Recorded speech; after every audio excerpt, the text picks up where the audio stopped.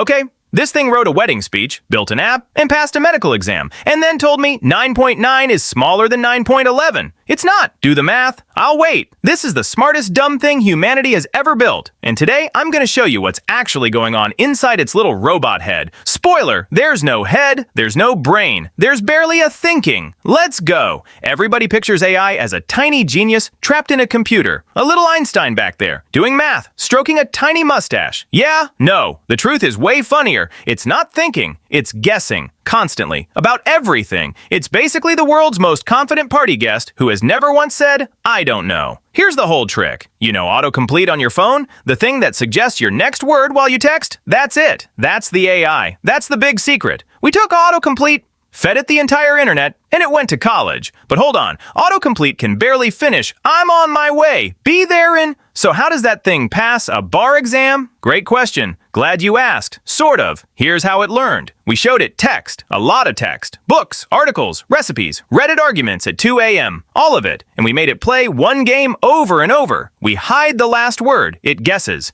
The cat sat on the mat, roof, toaster, it guesses. It's wrong. We go, nope. It tweaks itself a tiny bit. Then it does that again, a billion times. Picture flashcards. Now picture doing flashcards until the sun explodes. That's the AI's entire childhood. And somewhere in that billionth guess, it accidentally got smart. Nobody planned that. It just kind of happened. Okay, here's the funny/terrifying part. The people who built this thing, they don't fully know how it works. No, seriously. Inside are billions of tiny number knobs that tune themselves. Nobody set them. They just wiggled into place during training. So you've got engineers going, yeah, we built it. And also, wow, no, we have no clue what it's doing in there. It's like baking a cake, and the cake stands up and starts doing your taxes. And you're just standing in the kitchen like, how? We can see what goes in. We can see what comes out. The middle? Total mystery box. So naturally, scientists went, we have got to look inside this thing. There's a whole job for it now. Fancy name, interpretability. Real name, brain surgeons for robots. They dig around in the numbers, hunting for where ideas actually live. And the wild part? They find them. There's a little spot that lights up for one specific famous bridge. A spot for the idea of up.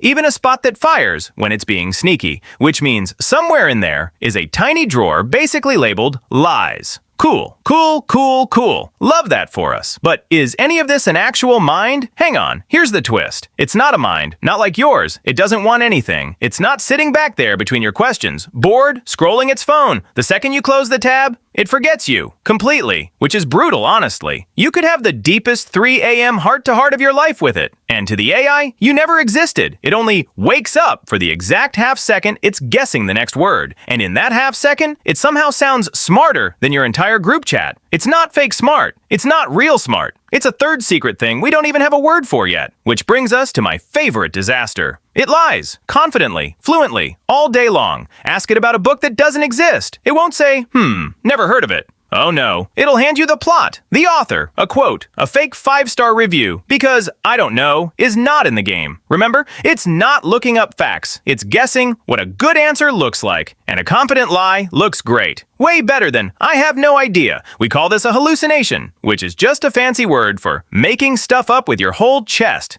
And here's the thing, it's not even trying to trick you. It genuinely can't tell the difference between true and sounds true. To be fair, neither can half the internet. So let's recap what we actually built. Not a brain, not a robot overlord. A giant pile of math that read the whole internet and learned to sound exactly like us. It borrowed our words, our jokes, our logic, and honestly, it does the impression a little too well. So, well, we keep forgetting there's nobody back there. We didn't build a genius. We built the world's most convincing parrot. A parrot that read every book ever written and still thinks 9.9 is smaller than 9.11. So next time it answers you and it feels like there's really someone in there, relax. It's not thinking about your question. It's just doing a really, really good impression of something that would. It's not a mind. It's a mirror with great Wi-Fi. Now go double check its work, especially the math. And hey, subscribe.